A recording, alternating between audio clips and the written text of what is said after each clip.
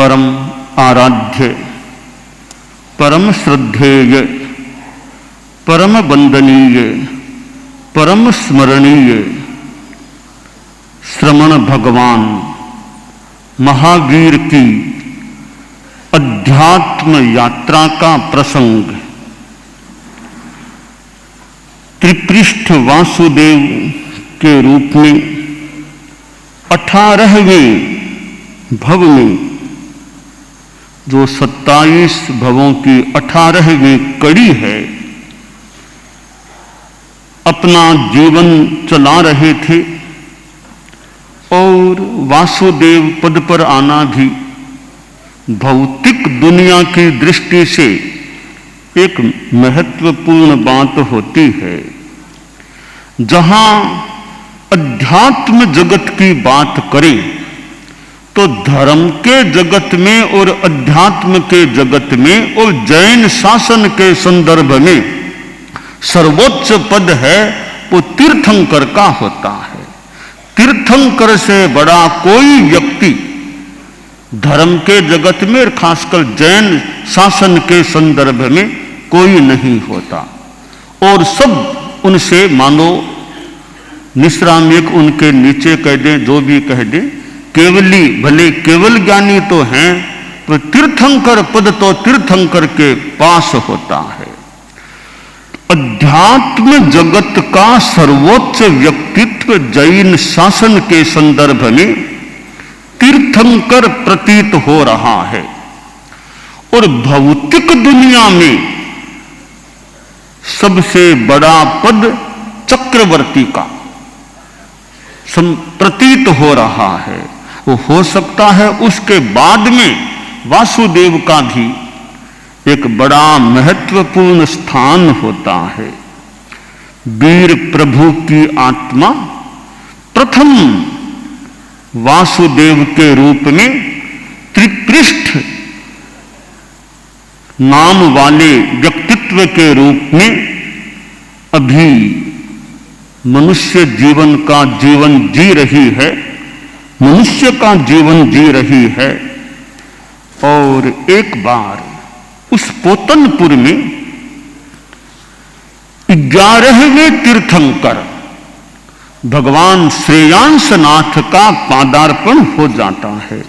यानी यह जाना जा सकता है कि वीर प्रभु जब त्रिपृष्ठ भव में थे तब 11वें तीर्थंकर श्रेयांसनाथ भगवान विराजमान थे। जब मरीचि के भव में थे तब पहले तीर्थंकर ऋषभ भगवान थे। पहले तीर्थंकर, 11वें तीर्थंकर, 24वें तीर्थंकर खुद बनने वाले हैं। भगवान श्रेयांसनाथ का प्रवचन हुआ, देशना हुई और दोनों भाई अचल और त्रिपृष्ठ ने प्रवचन का श्रवण किया। और यह प्रवचन की भी अपनी कोई धारा होती है। कोई कोई प्रवचन बड़ा प्रभावी हो सकता है और प्रवचन के प्रवाह में जनता मानो श्रोतृगण बह जाता है। और सबसे बड़ी बात है वो प्रवचन भीतर को छू जाए, भीतर को छू जाए और कोई प्रेरणा प्राप्त हो जाए, जीवन में उत्थान हो जाए, उत्कर्ष हो जाए, आत्मोत्थान हो जाए, वो बड़ी बात होती है।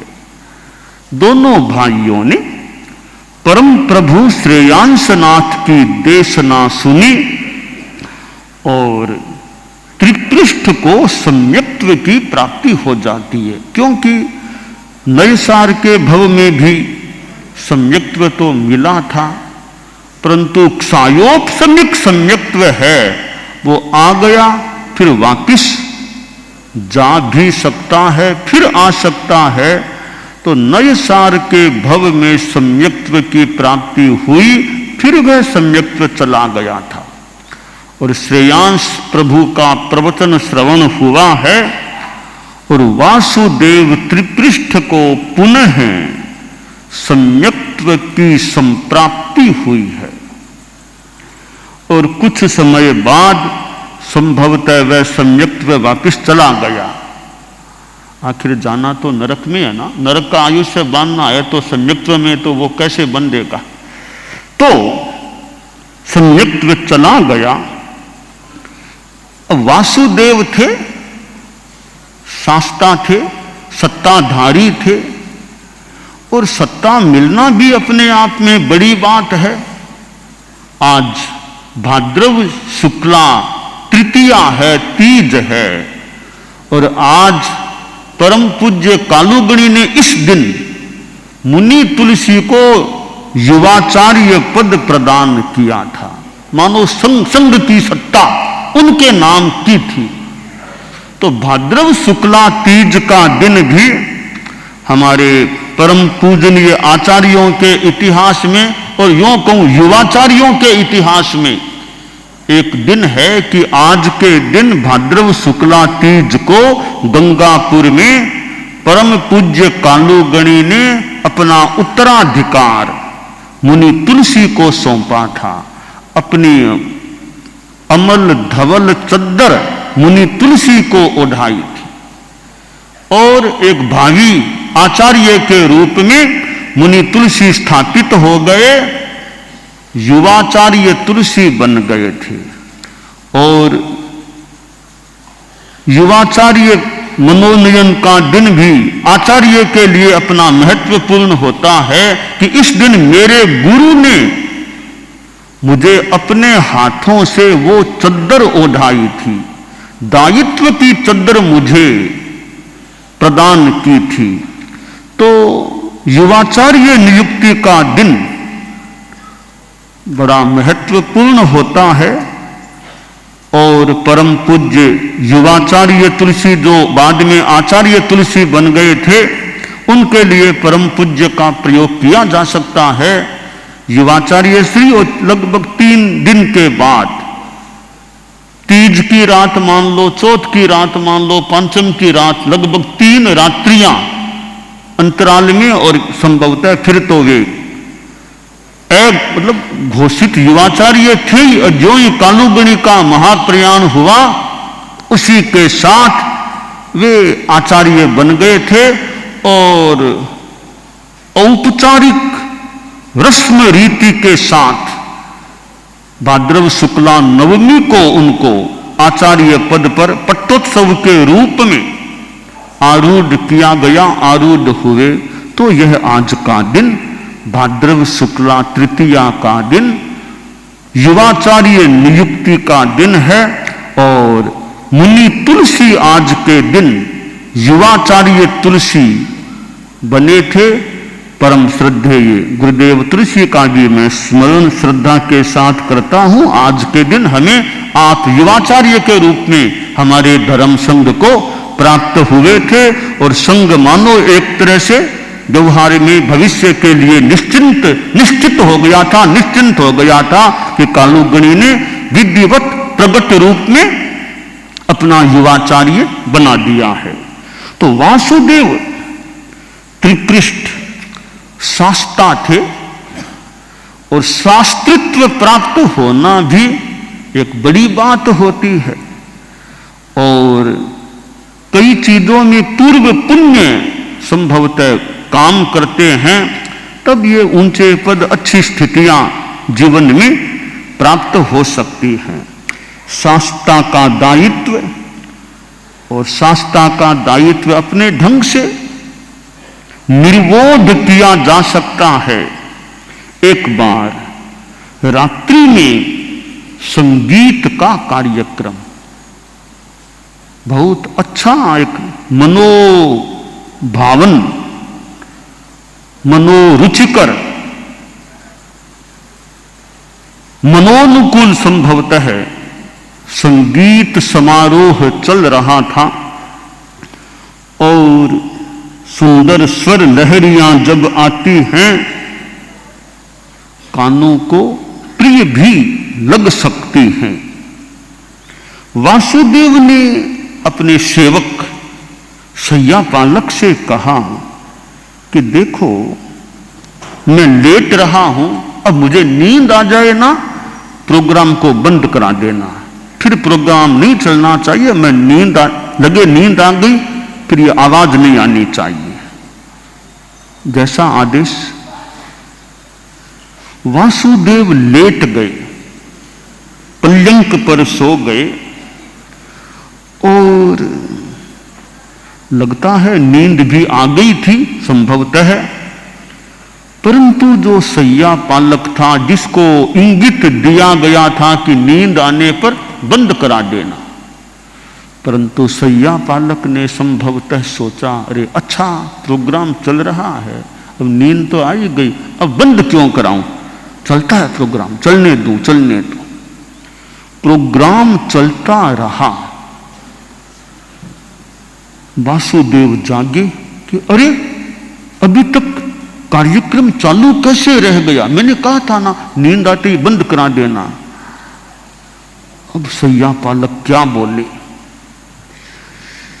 बोला महाराज अच्छा कार्यक्रम चल रहा था तो मैंने बंद नहीं कराया, लोग सुन रहे अच्छा प्रोग्राम है, मैंने बंद नहीं कराया था, मैंने कहा था ना नींद आ जाने पर बंद कराना, अच्छा लग रहा था नहीं कराया।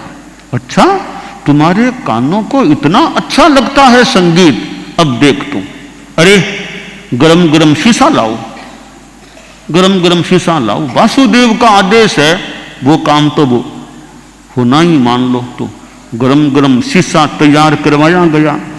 यह शीशा इसके कानों में डालो, इसको संगीत बड़ा रसदार लगता है, इसके कानों में शीशा डालो, गरम गरम शीशा डालो।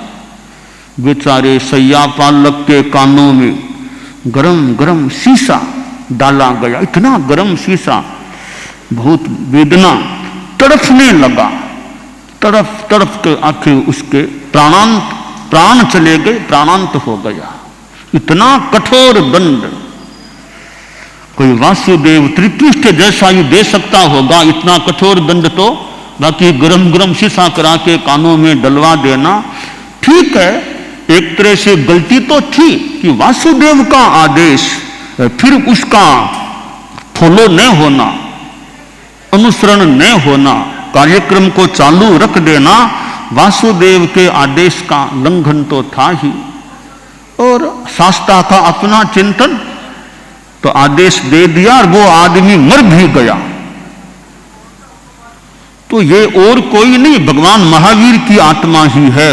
वासुदेव त्रिपृष्ठ कठोर आदेश दे दिया, वो व्यक्ति मर गया। और भी इस जीवन में अनेक हिंसक कार्य प्रभु की आत्मा ने किए थे, तो कर्म करेंगे तो उनका फल तो भोगना होता है। आसातना न हो, तीर्थंकरों को भी अपने कर्मों का फल भोगना पड़ता है। वासुदेव त्रिपृष्ठ का जीवन काल संपन्न होता है, क्योंकि अगले जीवन का निर्णय इस जीवन की मृत्यु से पहले पहले ही हो जाता है। आयुष्य पूरा करके प्रभु की आत्मा 7वें नरक में जाकर के उपपन्न होती है। 7वें नरक से ज्यादा खराब तो कोई स्थान है ही नहीं। 7 नरकों में वहां भी प्रभु की आत्मा पधार गई। मानो कि 7वें नरक को भी पवित्र होना था प्रभु के पादार्पण से, तो मानो प्रभु का पादार्पण वहां भी हो गया कि वो स्थान भी एक स्थूल भाषा में मान ले भावी तीर्थंकर के द्वारा वो भी पवित्र हो जाए, वो भी स्थान स्पष्ट हो जाए, वहां भी पगलिया हो जाए भावी तीर्थंकर का। तो प्रभु महावीर की आत्मा ने 7वें नरक को भी मानो पवित्र कर दिया स्थूल भाषा में, कि वहां भी पधारना हो गया उनका। 7वें नरक का आयुष्य वो भी उत्कृष्ट आयुष्य, 33 सागरोपम, उससे ज्यादा आयुष्य किसी जीव का नहीं होता। वह आयुष्य उनका था। 33 सागरोपम का आयुष्य पूरा कर 20वें भव में प्रभु महावीर की आत्मा सिंह के रूप में, शेर के रूप में पैदा होती है। और शेर में भी संभव है हिंसा के कार्य। फिर आयुष्य पूरा करके अब 4थी नरक को पवित्र करने के लिए मानो स्थूल भाषा में वहां प्रभु की आत्मा पधारती है। 4थी नरक भी उनके पादार्पण से युक्त हो जाती है। वहां का आयुष्य पूरा करके अब 22वां जन्म रत्नपुर नगर में राजा प्रिय मित्र के रूप में अब जन्म होता है। वहां राजा प्रिय मित्र था रत्नपुर नगर में। महारानी का नाम बिमला था, बिमला महारानी। महारानी बिमला की कुक्षी से अब प्रभु महावीर की आत्मा मनुष्य के रूप में, शिशु रूप में जन्म लेती है। राजकुमार का जन्म हो गया है। राजा को राजकुमार भी चाहिए, तो राजकुमार का जन्म हो गया। नाम रखा गया बिमल। राजकुमार का नाम बिमल रखा गया। यौवन वय आने पर विवाह संस्कार संपन्न हुआ और प्रिय मित्र ने सोचा अब राजकुमार की शादी का काम संपन्न हो गया है, अब मुझे तो आत्म कल्याण में लगना चाहिए। यह राज्य का दायित्व अब राजकुमार को सौंप दूं, वो अपना काम संभाले, राजा बन जाए, मैं साधना में लगूं। विमल को राज्य भार सौंपा गया और प्रिय मित्र दीक्षित हो गया। अब विमल राजा बन गया। राजा बड़ा ही नीति निपुण, सरल, परिणामी, करुणाशील राजा था विमल, राजा विमल। और प्राणियों के प्रति या आत्मा के प्रति मान लें जो भी दया। एक बार महाराज विमल किसी कारण से समीपवर्ती जंगल में गए। वहां देखा एक शिकारी जाल बिछाकर हरिण हरिणियों को पकड़ के उसने रखा है। सोचा निरपराध पशुओं की यह दशा, ऐसा क्यों होना चाहिए। विमल के भीतर दया के भाव जगे। शिकारी को समझाया भैया शिकार नहीं करना चाहिए। समझा करके उसको शिकार का त्याग करा दिया। जीव हिंसा का यूं समझा करके त्याग कराना आत्म कल्याण के लिए लोकोत्तर अनुकंपा का कार्य हो जाता है। एक पापी को पाप से मुक्त कर देना, करा देना बड़ा उपकार का कार्य होता है। हमारे साधु साध्वियां समणियां, यह धर्म के उपकार का कार्य। किसी को तपस्या की प्रेरणा देना, उपवास करो, वो करो, पोषा करो, नशे का त्याग करो, नियम लो, पोरसी करो, अध्ययन करो, तो तत्व ज्ञान सीखो, आदि आदि की प्रेरणा देकर के पता नहीं कितनों का कल्याण होने में, करने में इनका योगदान होता है। और बिहार में भी हमारे सिंगाड़े हैं, समणिया हैं, संत हैं, जो भी हैं अपने ढंग से काम करते हैं। अभी जगह जगह पर्यूषण के प्रोग्राम और अपने अपने ढंग से कार्यक्रम चलाना, लोगों को आध्यात्मिक लाभ देने का प्रयास करना बहुत बड़ी बात है। तपस्याओं की झड़ी लग जाना, 21 रंगी भी और भी तपस्याओं का, यही नहीं यहाँ की तो एक बात है, जगह जगह भी अपने अपने ढंग से जो भी तपस्या आदि आदि रूप शुभ योग के कार्य हो रहे हैं और साधु साधियों समणियों का उसमें योगदान बड़ा एक परोपकार का, आध्यात्मिक और लोकोत्तर उपकार का कार्य हो जाता है। इतना ही नहीं, विदेश में भी समणियां रहती हैं और पर्यूषण 10 लक्षण जो भी के संदर्भ में कई ग्रुप गए हैं। और तो क्या मुमुक्षु बाइयां भी जगह जगह, और ये उपासक श्रेणी के सदस्य, उपासक उपासिकाएं कितनी जगह गए हैं और कहां कहां पर्यूषण के उपक्रम चल रहे होंगे। तो ये जो धर्म का उपकार है वो एक आध्यात्मिक या लोकोत्तर अनुकंपा का उपकार हो सकता है। तो राजा विमल ने उसको समझाया आदेश नहीं, जबरदस्ती नहीं, समझाया ये हिंसा का कार्य है, शिकार को छोड़ो। उसने, शिकारी ने शिकार का त्याग कर दिया। यह प्रभु महावीर की आत्मा है, राजा विमल। और अंत में राजा विमल ने चारित्र ग्रहण कर लिया, साधुपन ले लिया। यह एक अच्छी विधा है। राजे लोग भी कुछ समय तक राज्य संभाला, फिर संन्यास, साधुपन ले लिया, अपनी आत्मा के कल्याण में मानो लग गए। वहां से आयुष्य पूरा करके 23वीं भव में अब पश्चिमी महाविदेह में मूका नगरी, वहां राजा धनंजय और पटरानी धारिणी देवी के पुत्र के रूप में एक बच्चा पैदा होता है। शिशु प्रसूत हुआ, उसका नाम रखा गया है, नाम हुआ है प्रिय मित्र। प्रिय मित्र, जिसको मित्र प्रिय होते हैं, प्रिय मित्र। और राजा धनंजय ने समय आने पर प्रिय मित्र को राज्य भार सौंपकर दीक्षा ले ली, साथ में रानी ने भी दीक्षा ले ली। राजा रानी दोनों दीक्षित हो गए। कई बार ये दंपति भी दीक्षा ले लेते हैं। हमारे धर्म संघ में अनेक जोड़ों ने साधुत्व स्वीकार किया है और अनेक व्यक्ति कि दोनों ने दीक्षा ले ली।